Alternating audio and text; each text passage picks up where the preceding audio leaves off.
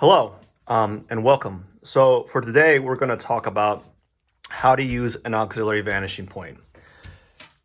Now, assuming that you know how to do all the other type of styles and techniques prior to this, albeit 2-point perspective, 1-point perspective, 3-point perspective, cube replication, cube division, all that cool jazz. We're going to move forward here. So you're going to set up your area just like before. So what I mean by that is you're going to have your horizon line, you're going to have your vertical trace, your ground line, and you're going to set up your vanishing point left, your central vanishing point, and your vanishing point right. So the vertical trace are two vertical lines that line up on the left and right vanishing point. That's all a vertical trace is. Now, what you do with the vertical trace are many things. One thing you can do with it is to set up an auxiliary vanishing point. Now, what the auxiliary vanishing point is good to use for, like what you can use it for, is something called it's not something called. Well, you can use it for to create a fourth vanishing point on your perspective. So you have one vanishing point, two vanishing points, three vanishing points. And if you want to create a fourth vanishing point, you can put an auxiliary vanishing point on your left or right vertical trace. And what you can use that for is things like steps. You can use it for creating roofs on buildings, creating roofs on houses. But for this example, you're going to use it for creating the flaps on a box here. And so what I've already done here is established the auxiliary vanishing points for you. And I'm basically going to kind of guide you through what you need to do after that, right? So wherever you place your auxiliary vanishing point is up to you. It can be anywhere on your vertical trace. It doesn't need to be, it's not like specific. Like you don't have to specifically have it at a certain angle, right? It can be used at any angle. So let's say that you wanted to use this to create this vertical trace to create the flap on your box here, right? You can do so.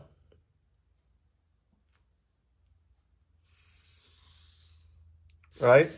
So what if you wanted the flap to be there? The flap of your the other box on that side, you can do that. What if you wanted the flap on your box to be on this side?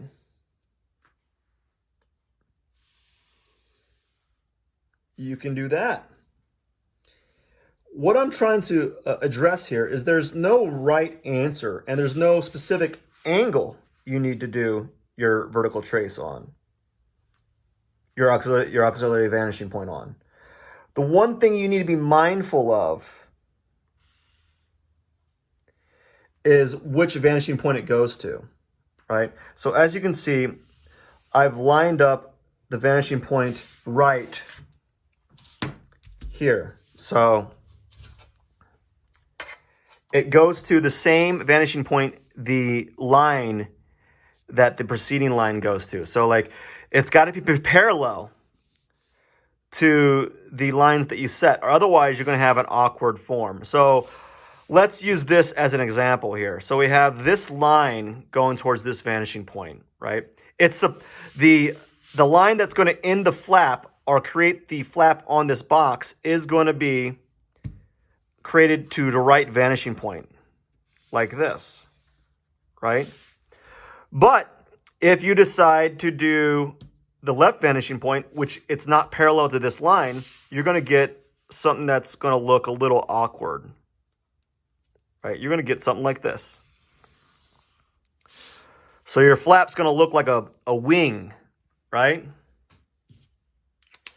So to demonstrate, we're going to outline the first flap in black to kind of show you where it goes.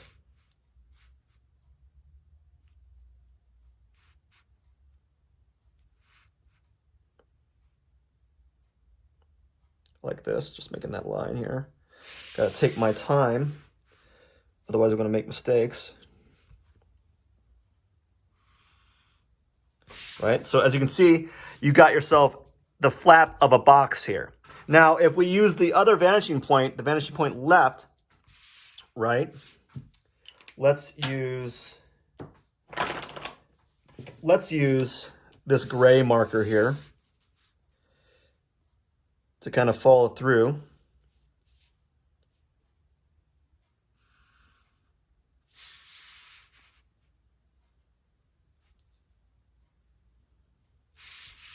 And then go to the left vanishing point like so. You would get a awkward shaped box flap. So it looks more like a plane, yeah? So you can't do that if you want to make a box flap for your cube here to make it feel like it's a box or a container opening up, yeah? So you got to avoid that. So again, the lines, these lines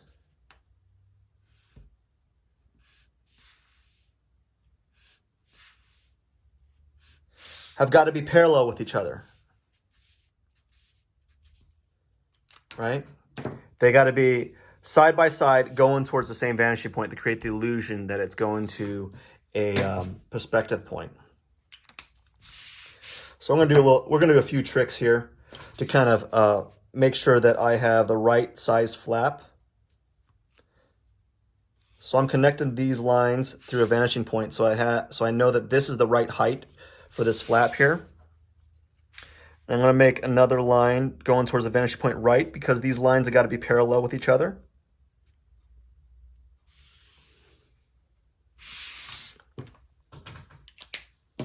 And now I'm going to finish it off.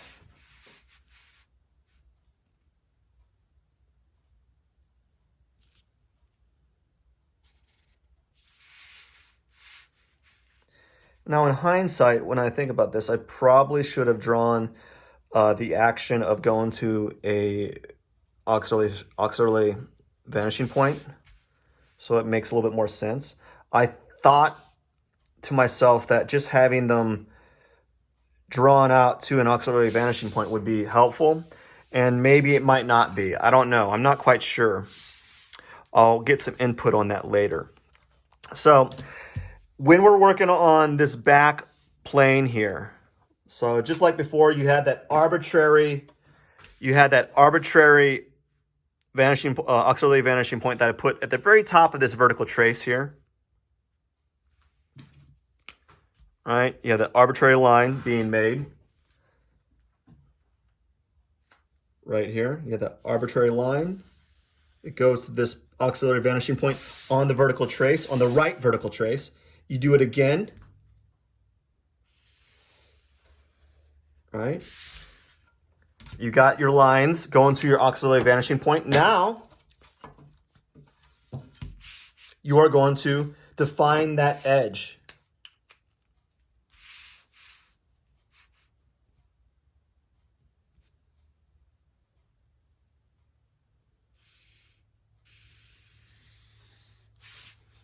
So as you can see, I've defined that edge with that yellow marker, and I'm going to outline it with the black marker here.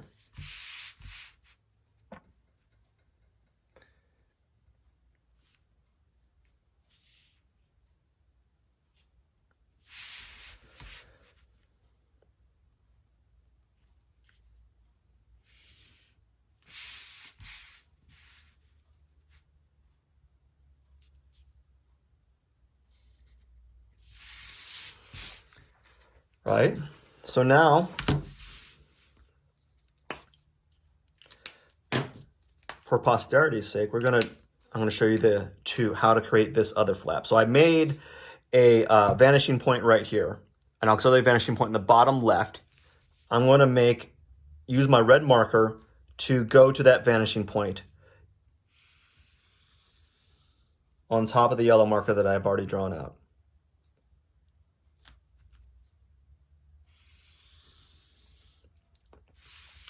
Now remember, you want this line, this edge, to be lined up with this edge. So they got to be parallel.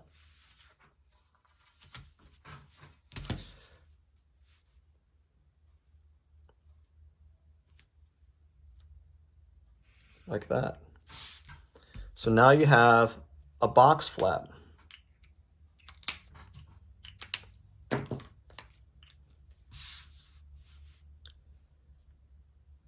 So we're gonna outline it here so you can see where it's going.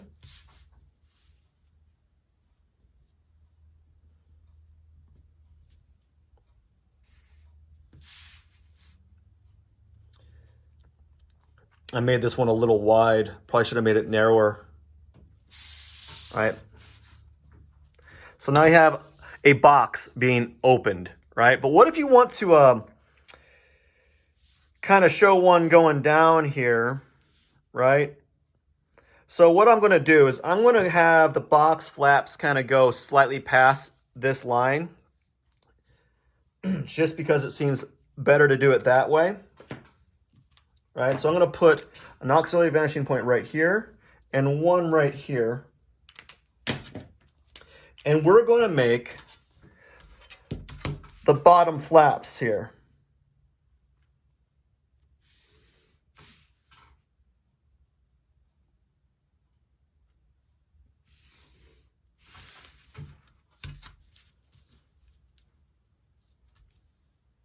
Going past the ground line, which is fine.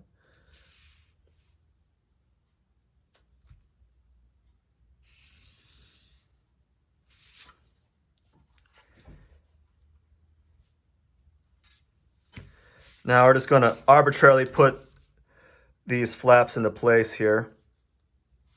I'm going to make this a little bit more narrow than the other one. I'm going to, as you can see, I'm going to the vanishing point right and vanishing point left as they're corresponding to this bottom edge, right? They're parallel with each other.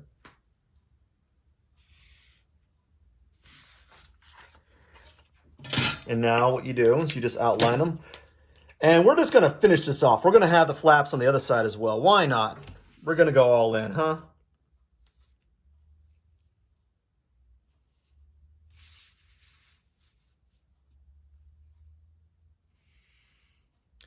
And I'm using my light gray marker. I meant to use the black marker. Notice how I keep opening and closing my markers. I don't leave them open for the air to make contact.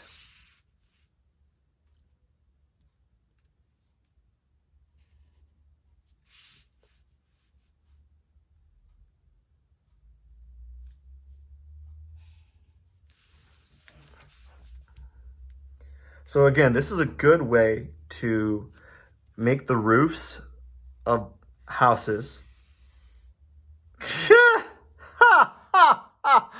Oh, I made a mistake because I was thinking about something else. All right, so this is why you don't use markers.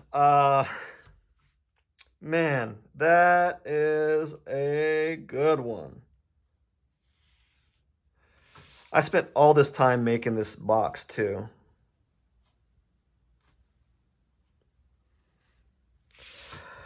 That happens. I knew it as I was sliding down. I was like, this is the black marker, isn't it? You know? And then there you go.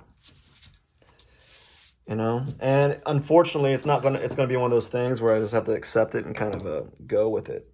So what if I want to make the flaps on the back side kind of flip up, right? So maybe I want to do that. Maybe I want to put an auxiliary vanishing point here and one right here for these flaps to kind of flip up. Like so. Just ever so slightly.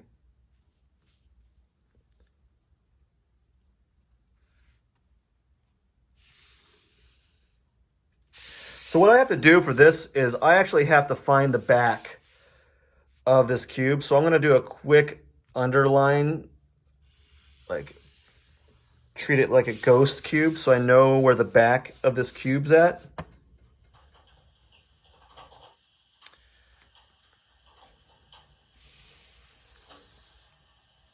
right? So I know that the back of this cube is right here. So that's going to help me with the auxiliary vanishing point. It's going to determine whether I see that back flap, more the back flap of this box. You know, unfortunately, I really wish I didn't make that mistake. That's going to bother me.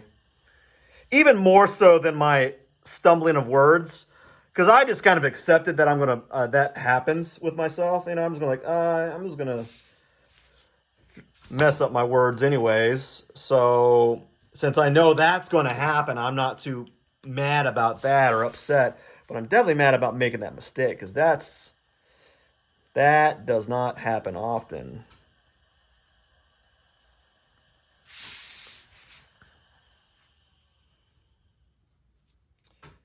So here we go. Look at that. We're getting a nice little box being made here. And we're going to do the same thing right here. Since we know the back corner here, I can determine whether I'm going to see some of that flap showing. That part of that back flap is going to be showing or not.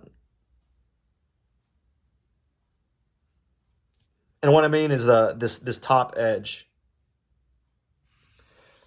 So look at all the lines I made just to kind of do 8 flaps on a box here. It's like a ton of lines, right?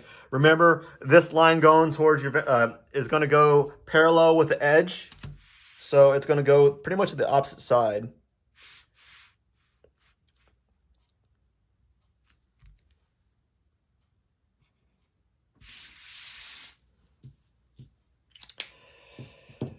Oh man, I'm bugging out about that.